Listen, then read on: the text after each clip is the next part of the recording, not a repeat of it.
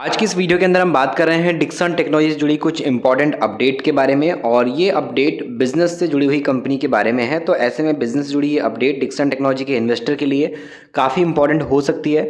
काफ़ी सारे लोगों के पोर्टफोलियो में डिक्सन टेक्नोलॉजी है और काफ़ी लोग गिरावट के बाद डिक्सन टेक्नोलॉजी को ऐड करने का भी सोच रहे हैं।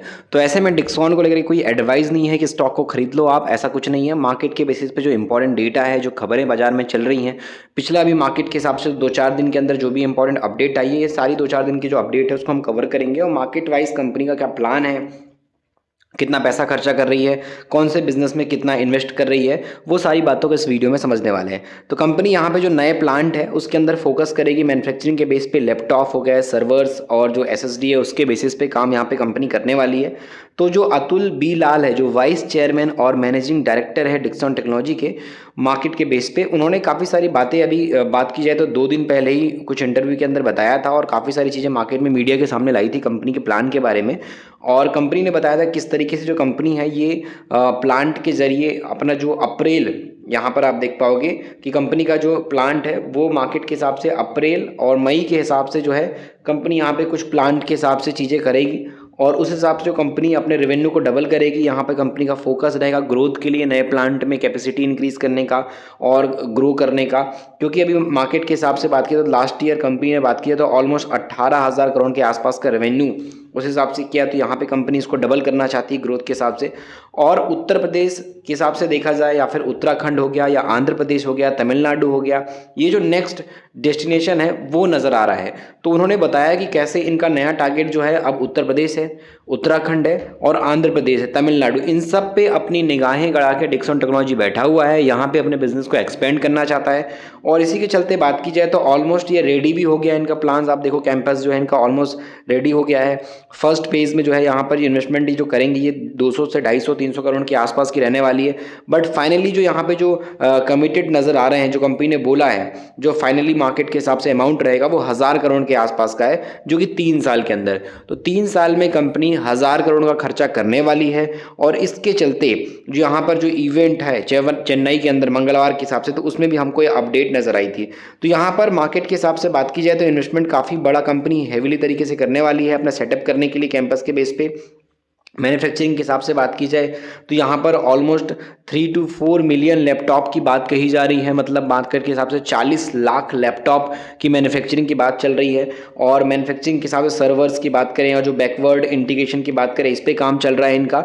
और सेटअप करने के लिए एसएसडी प्लांट पे भी कंपनी का काम चल रहा है। तो मार्केट वाइज अगर आप चीज़ों को समझोगे तो यहाँ पर चाहे कंपोनेंट की बात करें या फिर मार्केट के हिसाब से जो अलग अलग स्टेट में बिजनेस बढ़ाने की बात करें, तो उस हिसाब से एक पॉजिटिव माहौल कंपनी का बन रहा है। और इसी के चलते कंपनी सॉल्यूशन कंपनी के तौर पे और मैन्युफैक्चरिंग करने के हिसाब से प्रोडक्ट में अब काफ़ी ध्यान दे रही है। इसमें कंज्यूमर ड्यूरेबल आइटम होते हैं, लाइटिंग होती है, लाइटिंग के साथ साथ मोबाइल फ़ोन होते हैं मार्केट के अंदर जो भी तेज़ी से बढ़ रहे हैं। उसमें इसने कंपनी ने काफ़ी बड़े कस्टमर्स को भी पकड़ के रखा हुआ है, जिसमें अगर कस्टमर्स को देखोगे आप तो साउमी है, सैमसंग है, उसके अलावा नोकिया है, पैनासोनिक है, एलॉयड है, फ्लिपकार्ट है, आइसर वगैरह लैपटॉप के बेस पे ये सब नज़र आएंगे। और सप्लाई में बात की जाए तो यहाँ पे सप्लाई के हिसाब से आपको रिलायंस का नाम नज़र आएगा, आरआर काबिल का नज़र आएगा, विप्रो है, बजाज है, ओरिएंट, पॉलीकैब, लुमिनस, क्रॉम्पटन, ये सब आपको कंपनी के हिसाब से यहाँ पे सप्लाई के तौर पे नज़र आएंगे। और यहाँ पे होम अप्लायंस के हिसाब से भी देखोगे, जो होम अप्लायंस में जो क्लाइंट है उसमें सैमसंग, बीएस, गोदरेज, वोल्ट, बीको, पैनासोनिक, रिलायंस, क्रोमा, ये सब कंपनी के क्लाइंट नजर आएंगे। तो अलग अलग इंडस्ट्री के बेस पे, चाहे क्लाइंट कंपनी के टीवी के बेस पे हो, चाहे कंपनी की बात करें मोबाइल फ़ोन के बेसिस पे हो, इन सभी सेगमेंट में कंपनी ने अच्छे क्लाइंट अपने पास पकड़ के रखे हैं। टीवी वाले भी क्लाइंट कंपनी के पास अच्छे हैं। होम अप्लायंस के बेसिस पे जो बात करें, यहाँ पे जो मार्केट के हिसाब से जो हम अलग अलग प्रोडक्ट देखते हैं उसके हिसाब से जो कंपनी डिज़ाइन करती है टेक्नोलॉजी के बेस पे, और भी जो कंपनी अलग अलग प्रोडक्ट बना रही है उसमें एक बड़े ब्रांड कंपनी ने पकड़ के रखे हैं। जैसे कि बात की जाए तो कंपनी के जो मेजर कस्टमर्स आपको नजर आएंगे मोबाइल फ़ोन सेक्टर के अंदर, तो उसमें आप देखोगे तो मोटरोला है, नोकिया है, रिलायंस है, साउमी है, एयरटेल है। और यहाँ पे कंपनी कम्युनिकेशन के बेस पे भी अच्छा खासा ध्यान दे रही है। और इस हिसाब से आप देखोगे तो एम्प्लॉय भी इन्होंने अपने समय के साथ बढ़ाए हैं। तो ऑलमोस्ट कंपनी बिजनेस के हिसाब से काफ़ी बड़ा फोकस से काम कर रही है। और ऐसे में अभी इसका शेयर काफ़ी डाउन है, जिसको हम शेयर प्राइस के बेस पे आगे अभी समझने वाले हैं। और जो फंडामेंटल है कंपनी के, उसके बाद भी, इस गिरावट के बाद भी काफ़ी अच्छे इंप्रूवमेंट में ही देखने को मिलेंगे। पिछले 5 साल की कंपनी की जर्नी आपको अच्छे से पता होगी, कैसे कंपनी यहाँ पे 28 फरवरी 2020 में 765 रुपए के आसपास का एक शेयर रखती थी।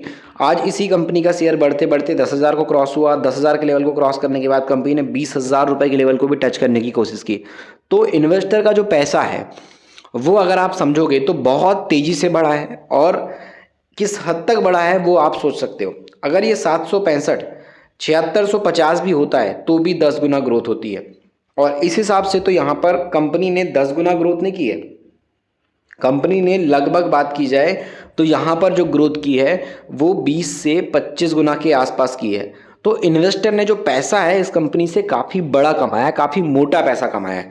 तो इस हिसाब से हम देखेंगे तो कंपनी में अभी भी इन्वेस्टर कंपनी में देख रहा है कि गिरावट अगर हो रही है और बड़ी गिरावट हो रही है, और कंपनी अगर प्रॉफिट से अच्छा बढ़ा रही है, तो फिर वो डिस्काउंट के हिसाब से नज़र रखेंगे। और ऐसे में कंपनी के अभी फंडामेंटल कैसे हैं वो आपको बहुत अच्छे से पता होंगे। जिन लोगों को नहीं पता तो चलिए वीडियो में उस फंडामेंटल को एक बार देख लेते हैं। डिक्सन टेक्नोलॉजी का एक साल के हिसाब से लो और हाई देखोगे तो 6,471 से इसने एक साल के अंदर 19,150 तक का हाई बनाया था। तो तेजी तो भरपूर आई थी। अब 19,150 के बाद अभी इसमें गिरावट आकर के 14,152 का एक शेयर नज़र आ रहा है। तो टॉप लेवल से करेक्शन तो इसमें जोरदार आ गया है। लेकिन उसके बाद भी अगर आप देखोगे तो मार्केट के हिसाब से आज भी इस कंपनी का पी जो है 100 से ऊपर का है। 134 का पी है, मतलब सीधी बात है कि मार्केट के हिसाब से आज भी इसका वैल्यूएशन काफ़ी हाई है, और मार्केट को लगता है, बाजार को लगता है कि आज भी ये कंपनी का शेयर काफ़ी महंगा है, क्योंकि ये चीप वैल्यूएशन पे नहीं है। 100 से ऊपर का पी है, मतलब कहीं ना कहीं मार्केट वाइज समझोगे तो वैल्यूएशन के पॉइंट से काफ़ी एक्सपेंसिव स्टॉक मार्केट के बेस पे अभी भी है। अगर इसका पी 100 से नीचे आ जाए तो हम इसको चीप कैटेगरी का मानेंगे, लेकिन मार्केट के हिसाब से आज भी ये महंगा है। आज भी मार्केट में इसकी वैल्यू है, और आज भी ये सस्ते रेट पे नहीं है। अगर हम वैल्यूएशन के पॉइंट से पी रेशो के हिसाब से देखेंगे तो आज भी ये महंगा है। गिरावट शेयर प्राइस के बेस पे है, बट मार्केट की कंडीशन के अकॉर्डिंग जो प्राइस टू अर्निंग रेशियो होता है उस पॉइंट से आज भी मार्केट के अंदर ये कंपनी का शेयर आपको हाई वैल्यूएशन पे देखने को मिल रहा है। मार्केट ने इसको आज भी हाई पे रखा है, आज भी इसका पी 100 से ऊपर का है, मतलब ये आज भी अभी भी महंगा नजर आता है। सीधी बात, कंपनी का जो आरओसी आरओई है वो आप देखो तो काफी सही है, 29 से 24% का है। मार्केट के बेस पे इसकी जो प्रमोटर की होल्डिंग है ये 32% की है, और कोई भी शेयर आपको गिरवी नहीं है, 0% का प्लेज नजर आएगा। सबसे ज़्यादा खासियत जो अटेंशन क्रिएट करती है मार्केट के बेस पे, एक इन्वेस्टर जो इस कंपनी पे नज़र गड़ा के बैठा रहता है या फिर वो मजबूर हो जाता है इस कंपनी पे ध्यान देने के लिए, उसका पहला कारण निकल के आता है सेल्स की ग्रोथ जो कि 106% की है। सेकेंड कारण निकल के आता है प्रॉफिट की ग्रोथ जो कंपनी की 80% की है। तो ये जो कंपनी की प्रॉफिट की और सेल्स की ग्रोथ 80 से 100% की है, ये इन्वेस्टर को बहुत जल्दी खास करके अट्रैक्ट करता है, और ये चीज़ हमको स्मॉल कैप में नज़र आती है। बट ये कंपनी आज के वक्त में एक लार्ज कैटेगरी की कंपनी में गिनी जाती है। एक लार्ज कैटेगरी की कंपनी में गिने जाने के बाद भी आज भी इसका जो सेल्स और प्रॉफिट है वो काफ़ी तेज़ी से बढ़ रहा है, और यही रीज़न है कि मार्केट में आज भी लोग इस पर ध्यान दे रहे हैं। क्योंकि पिछले 5 साल पहले जिस कंपनी का मार्केट कैप 2661 करोड़ का एक स्मॉल कैटेगरी की कंपनी थी, आज इस कंपनी का मार्केट कैप 80,000 करोड़ से ज़्यादा का हो गया है। तो आप सोच सकते हो कि पिछले 5 साल के अंदर इसने अपने मार्केट को किस तरीके से इंक्रीज किया है और किस हद तक ग्रोथ आई है। 30 गुना से भी ज़्यादा इस कंपनी ने अपने मार्केट कैप को समय के अकॉर्डिंग इंक्रीज करने की यहाँ पे जो पूरी कोशिश की है, और अभी भी गिरावट की वजह से मार्केट कैप डाउन है। तो कंपनी 1 लाख करोड़ के मार्केट कैप को टच करने की ताकत रखती है। अभी 3 महीने के अंदर मार्केट में 9% का दबाव है, बाकी 6 महीने वाला इन्वेस्टर अभी भी इसमें 7% के आसपास के रिटर्न में बैठा है। मार्केट के हिसाब से अगर आप प्राइस टू अर्निंग रेशो की बात करोगे तो इसका जो पी रेशो है वो आप देख पाओगे, मीडियन पी इसका 120 के आसपास का है, और इसी मीडियन पी के आसपास अभी अगर गिरावट कंटिन्यू रही तो आता हुआ शेयर नजर आ सकता है। तो फिर ये एक एवरेज प्राइस पे आपको आता हुआ नजर आएगा अगर ये मीडियन पी के हिसाब से आ जाता है तो। बाकी जो कंपनी की दिसंबर की डेटा ग्रोथ रही थी वो सेल्स की ग्रोथ आप देखो 4818 से सीधे आ गई थी 10,454 के आसपास, और कंपनी का नेट प्रॉफिट 97 करोड़ से सीधे आ गया था यहाँ पर 216 करोड़ के आसपास। तो अच्छी खासी ग्रोथ कंपनी की एक साल के अंदर है। बट अगर हम बात करें यहाँ पर 3 मंथ के डेटा के अकॉर्डिंग तो 3 मंथ के हिसाब से कंपनी की 50% जो प्रॉफिट की ग्रोथ है वो नीचे आई है।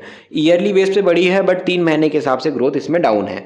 आप टोटल 4 क्वार्टर जोड़ के जो कंपनी का ईयरली ग्रोथ नजर आता है वो बहुत शानदार है, 255 से 375 और 375 से 865 करोड़।